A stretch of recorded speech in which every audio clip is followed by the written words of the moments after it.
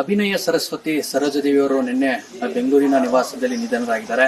ಇದೀಗ ನಾನು ಅವರ ಹುಟ್ಟೂರಾಗಿರ್ತಕ್ಕಂಥ ದಶವರ ಗ್ರಾಮದಲ್ಲಿರ್ತಕ್ಕಂಥ ಏನು ಅವರ ನಿವಾಸದ ಬಳಿ ಇದ್ದೇನೆ. ಇಲ್ಲಿ ನೋಡ್ತಾ ಇರ್ಬೋದು ಅವರ ಮನೆ ಹೇಗಿತ್ತು ಅಂತ. ಪ್ರಮುಖವಾಗಿ ಸರೋಜದೇವಿಯವರು ತಮ್ಮ ಒಂದು ಬಿಡುವಿನ ಟೈಮ್ನಲ್ಲಿ ಇಲ್ಲಿಗೆ ಬಂದು ತಮ್ಮ ಒಂದು ಫ್ರೀ ಟೈಮ್ನ ಇಲ್ಲಿ ಕಳೀತಾ ಇದ್ದಂತೆ. ಪ್ರಮುಖವಾಗಿ ಏನು 3 ತಿಂಗಳಿಗೆ 4 ತಿಂಗಳಿಗೆ ಇಲ್ಲಿ ಬಂದು ಏನು 2-3 ದಿನ ಕಾಲ ಇರುವಂತ ಒಂದು ವ್ಯವಸ್ಥೆಯನ್ನ ಮಾಡ್ಕೊಂಡಿದ್ರು. ಇಲ್ಲಿ ಪ್ರಮುಖವಾಗಿ ಇಲ್ಲಿ ನೋಡ್ತಾ ಇರ್ಬೋದು ಮನೆ ಒಳಗಡೆ ಯಾವ ರೀತಿ ಏನು ಅವರ ಒಂದು ನಿವಾಸದ ಒಳಗಡೆ ಯಾವ ರೀತಿ ಇತ್ತು ಅಂತ. ಪ್ರಮುಖವಾಗಿ ಸೋಫಾಗಳಾಗಿರ್ಬೋದು, ಒಂದಷ್ಟು ಟೈಮ್ನ ಕಳಿಸೋದಕ್ಕೆ ಬರೋರನ್ನ ಇಲ್ಲಿ ಮಾತಾಡಿಸಿ ಇಲ್ಲಿ ಕೂರಿಸ್ಕೊಂಡು ಕಾಫಿ ಟೀ ಗಿರ ಕೊಟ್ಕೊಂಡು ಇಲ್ಲಿ ಮಾತಾಡಿಸಿ ಇಲ್ಲಿ ಒಳಗಡೆ ಕರ್ಕೊಂಡು ಹೋಗ್ತಿರಂತೆ. ಇದೀಗ ಅವರ ಮುಂಭಾಗ ಮನೆಯ ಒಂದು ವಟಾರ ಏನಿದೆ, ಮುಂಬಾಗ್ಲು ಹೆಬ್ಬಾಗ್ಲು ಅಂತಾರೆ, ಅಲ್ಲಿ ಪ್ರಮುಖವಾಗಿ ನೋಡ್ತಾ ಇರ್ಬೋದು.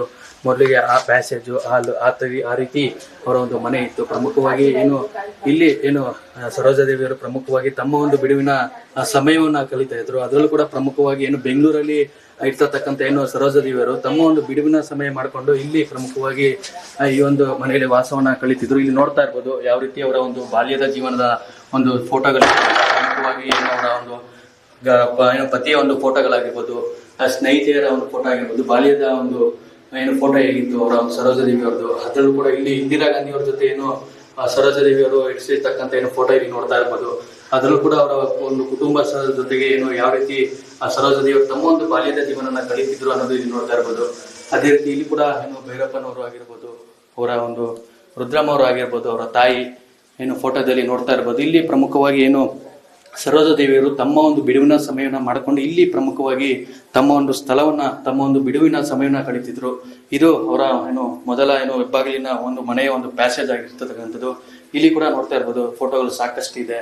ಇಲ್ಲಿ ಪ್ರಮುಖವಾಗಿ ಸರೋಜದೇವಿಯವರು ಇಲ್ಲಿ ಬಂದಂತ ಕೂಡದಲ್ಲಿ ಬಹಳ ವಿಶ್ರಾಂತಿಯಿಂದ, ಬಹಳ ಒಂದು ತಾಳ್ಮೆಯಿಂದ ಇರ್ತಾ ಇದ್ರು.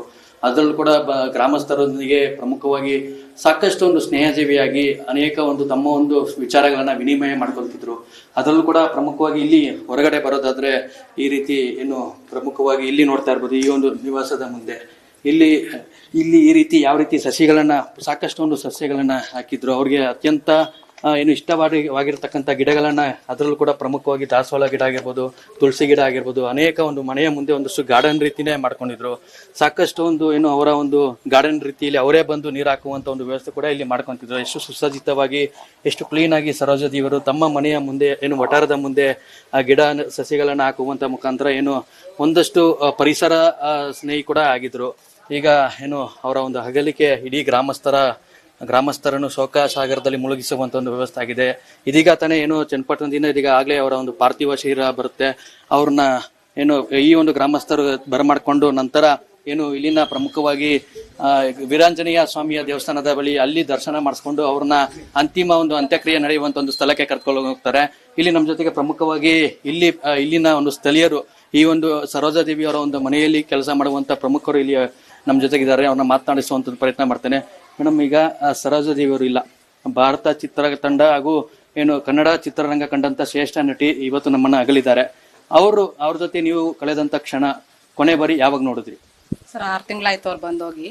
ಅದಕ್ಕೆ ಮುಂಚೆ ಬರ್ತಿದ್ರು, ಹೋಯ್ತಿದ್ರು, ಬಂದ್ 2 ದಿನ ಇರ್ತಿದ್ರು. ಇವಾಗ ಒಂದ್ 6 ತಿಂಗಳಿಂದ ಬರ್ಲಿಲ್ಲ ಅವರು. ನೀವು ಕಂಡಂತ ಸರೋಜದೇವಿಯವರು, ಯಾಕಂದ್ರೆ ಇಡೀ ದೇಶಕ್ಕೆ ಗೊತ್ತು ಎಷ್ಟು ಪಾಪ್ಯುಲರ್ ಆಗಿದ್ರು, ಎಷ್ಟು ಹೆಸರು ಮಾಡಿದ್ರು, ಇಡೀ ಗ್ರಾಮಕ್ಕೆ ಒಂದೆಷ್ಟು ಹೆಸರನ್ನ ತಂದ್ಕೊಟ್ಟಿದ್ರು. ನಿಮ್ ಜೊತೆ ಯಾವ ರೀತಿ ಮಾತುಕತೆ ನಡೆಸ್ತಾ ಇದ್ರು? ನೀವು ಹೆಂಗೆ ಅವ್ರ ಜೊತೆ ಇರ್ತಿದ್ರು? ಅಂದ್ರೆ ನೀವು ಕಂಡಂತ ಸರೋಜದೇವಿಯವರು ಹೇಗೆ? ಚೆನ್ನಾಗಿ ಮಾತಾಡ್ತಿದ್ರು ಎಲ್ಲಾರ ಜೊತೆನೂ. ನಮ್ಮ ಹತ್ರನೂ ಚೆನ್ನಾಗಿದ್ರು. ಎಲ್ಲ ಕೂತ್ಕೊಂಡು ಮಾತಾಡೋರು, ಇದ್ದೆಲ್ಲ ಹೋಗೋರು. ಊಟ ತಿಂಡಿ ಎಲ್ಲ ಇಲ್ಲೇ ಮಾಡ್ಕೊಂಡು ಎಲ್ಲ ಕೂತಿದ್ದು ಬೆಳಗ್ಗಿನ ಸಂಜೆವರೆಗೂ ಇದ್ದು ಹೋಗೋರು. ಇಲ್ಲಿ ಸಹಜವಾಗಿ ನೋಡ್ತಾ ಇದ್ರೆ ಇಲ್ಲಿ ಮನೆಗೆ ಬಂದು 3-4 ತಿಂಗಳಿಗೆ ಬಂದು ಮನೇಲಿ ಇರ್ತಾ ಇದ್ರಂತೆ. ಅವ್ರಿಗೆ ಇಷ್ಟವಾದಂತ ಎಲ್ಲ ನೀವು ವ್ಯವಸ್ಥೆ ನೀವೇ ಮಾಡ್ಕೊಡ್ತಿದ್ರ? ಹೇಗೆ ಊಟದಾಗಿರ್ಬೋದು, ಅವ್ರು ಬಂದಿರಂತ ದಿನಗಳಲ್ಲಿ ಹೇಗಿತ್ತು ಇಲ್ಲಿನ ಪರಿಸರ ಹೇಗಿರೋದು? ಎಲ್ಲ ನೀಟಾಗಿರ್ಬೇಕು, ಮನೆ ಎಲ್ಲ ಕ್ಲೀನ್ ಆಗಿರ್ಬೇಕು. ಬರೋರು ಅಲ್ಲ ಅಡ್ಗೆ ಎಲ್ಲ ಅಲ್ಲಿಂದನೇ ಕರ್ಕೊಬರೋರು, ಅಡ್ಗೆ ಮಾಡೋರು. ಇಲ್ಲೂ ಅಡ್ಗೆ ಎಲ್ಲ ವ್ಯವಸ್ಥೆ ಮಾಡ್ಕೊಂಡಿದ್ರು, ರೆಡಿ ಮಾಡ್ಕೊಂಡು ಇಲ್ಲೇ ಮಾಡುವ. ಊಟ ಗಿಡ ಎಲ್ಲ ಇಲ್ಲೇ ಮಾಡ್ಕೊಂಡು ಇದ್ದು ಎಲ್ಲಾರು ಹೋಗೋರು.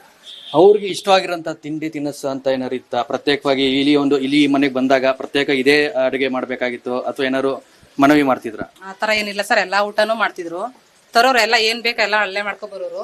ಇಲ್ಲಿ ಮುದ್ದೆ, ಉಪ್ಸಾರು, ಸೊಪ್ಪು ಉಪ್ಸಾರು ಎಲ್ಲ ತಿನ್ನೋರು. ನೀವ್ ಎಷ್ಟು ವರ್ಷದಿಂದ ಕೆಲಸ ಮಾಡ್ತಿದ್ರಿ? ನಾವ್ ಇನ್ನೇನು 20 ವರ್ಷ ಆಯ್ತು ಇಲ್ಲಿ ಬಂದು.